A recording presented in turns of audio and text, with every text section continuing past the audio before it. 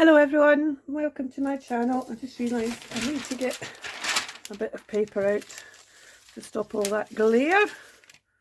This is a episode in the colour cube, the second one, and I still don't have my colour cube. Eventually I'll get one, but I don't have it as yet. So for now, if you want to see the colour cube itself, if you pop over to either Cindy at Studio Lou or Mary Ellen at Red Parrot, I'll link them both below. They'll show you the actual card. The colours for today's colour cube, which is colour cube 30, are blood orange, steel blue, marigold, auburn, and apple green. Now this is the dark end of apple green. This is the light end of marigold. This is the dark end of steel blue. This is the kind of mid-range of the blood orange. And this is the dark end of the auburn. And I was doing something at the weekend which involved using these sweet wrappers. And I suddenly thought, they're the colours for the colour cube. So I snaffled some. Unfortunately I only got one of the blue ones, but I snaffled some to bring home. And then I thought, well, what are you actually going to do with them, Kirsten? My name's Kirsten. Welcome to my channel as we adventure in craft and art. What I've been doing is making little beads out of these wrappers. First thing I did was make them into long triangles.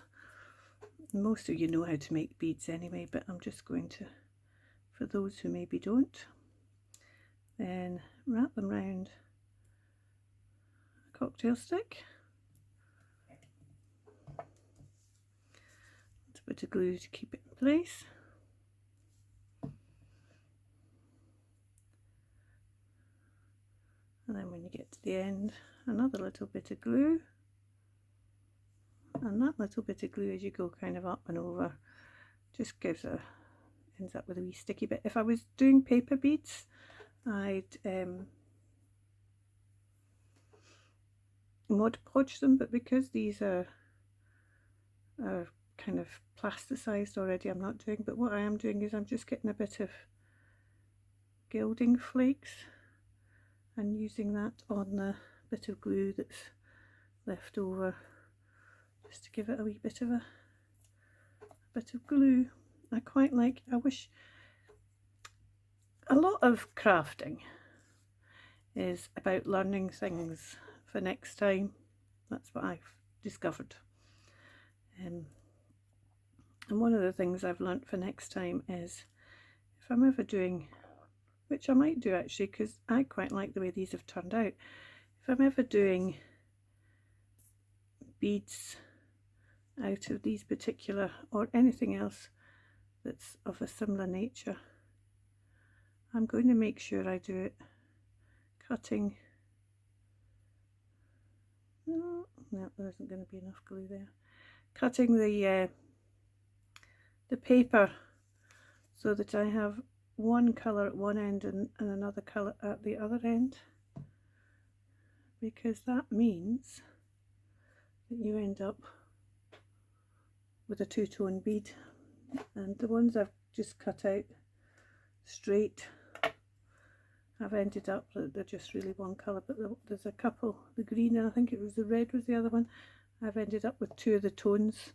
So I've ended up with two of the tones of the auburn and two of the tones of the green apple, just because of the way I cut my long triangles. Two more to go. So I mean, clearly, because what happened was I had a coughing fit and paused the camera and forgot to unpause it. Clearly it's taken me longer than this video, but it doesn't take long to do this, to make these beads. And not only does it not take long to make them, they're actually a very meditative thing to make. I've been prattling away here and not even the few people that watch me will have heard my prattles, but it's still quite a meditative thing to do.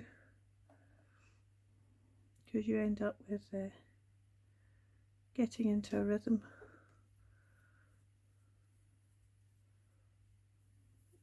Because you're not having to do lots of thinking really.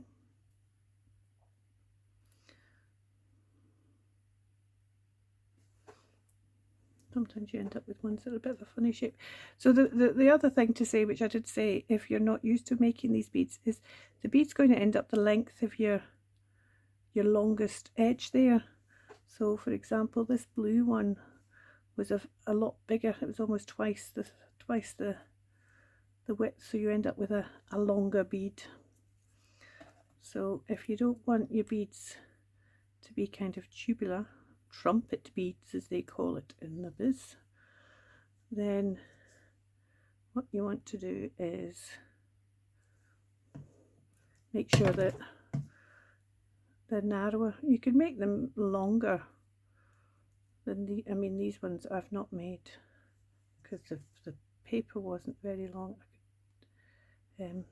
Sometimes I use a book page. The book pages make lovely beads, and you can then end up with quite a bulbous bead depending on how big your book page is. You end up with quite a bulbous bead, but these beads aren't that bulbous really. But that's okay. The ones that I've had, some of them are, and some of them aren't.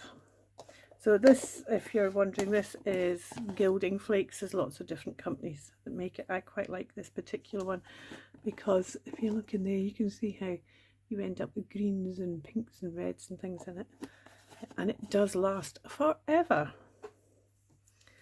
So let's have a wee look at these. Put them in my hand and you can see them. Oh, here we go. Here we go. And they're like little gems. And so I'm going to thread them on and do a dangle for my cover, which I've got the cover, but I'm now thinking about how I'm going to actually, because originally I was thinking I would just fold it over, but I think I need to make it into something a bit more sturdy. I did add a sheet of paper behind it to try and thicken it up, but I'm going to jig that into a better journal cover. Now this is Colour Cube number 30. Do pop along to Cindy's or Mary Ellen's channel, or both their channels, and see what they've done, because they're doing very different stuff to me. And maybe you will prefer what they do and want to join in. Take care. Thank you for watching. And remember, keep crafting. Bye.